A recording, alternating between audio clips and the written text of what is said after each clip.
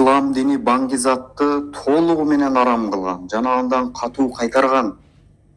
Бүгүнкү күндө жаштардын арасында эң кооптуу илдеттердин бири бул баңгизат.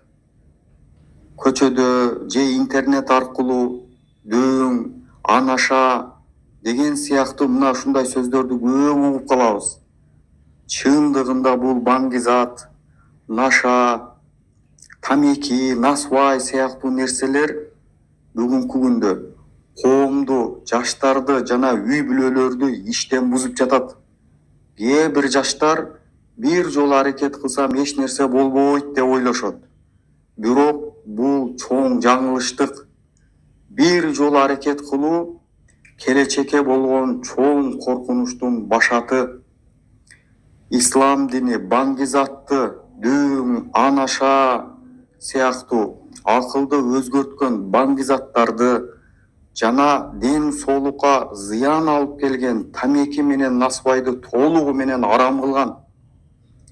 Аллах субханаху ва тааля Ниса сүрөсүнүн 29-аятында өзүңөрдү өзүңөр өлтүрбөгүлө дейт.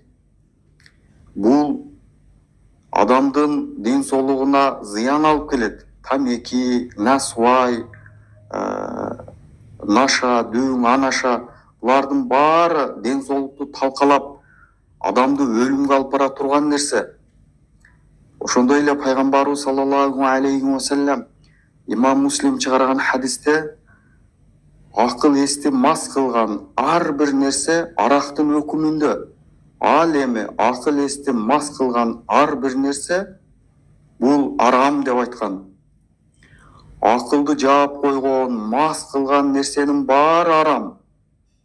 Демек, арак болобу, шарап болобу, пиво, гашиш, анаша, таблетка, баңгизат баары мас кылып акылды өзгөрткөн болсо, бүттү, арам. Ошондой эле зыяндуу болгон нерселердин баары арам. Демек, кадырлуу мусулман бир тууган, акылга зыян келтирген ар бир нерсе арам.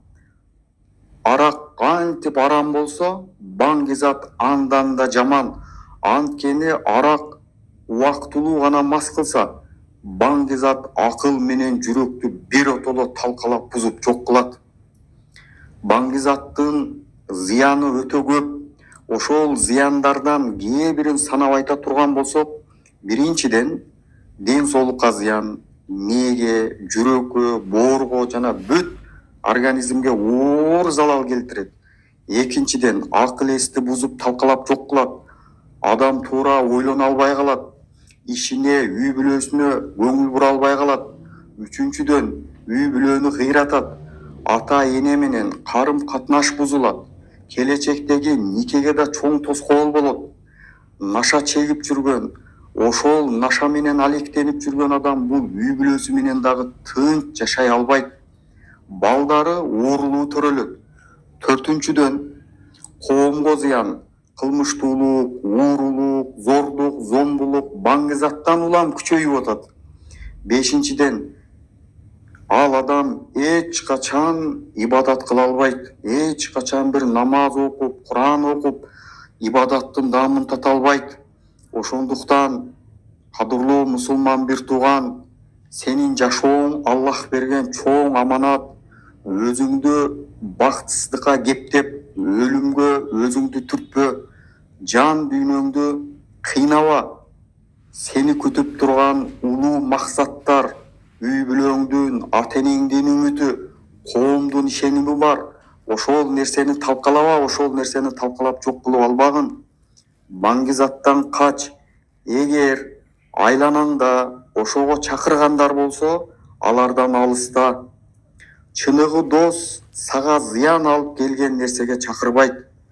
Сага зыян алып келген нерсеге чакырып аткан адамдар, алар сенин досторуң эмес. Алардан узак бол, алардан кол үз.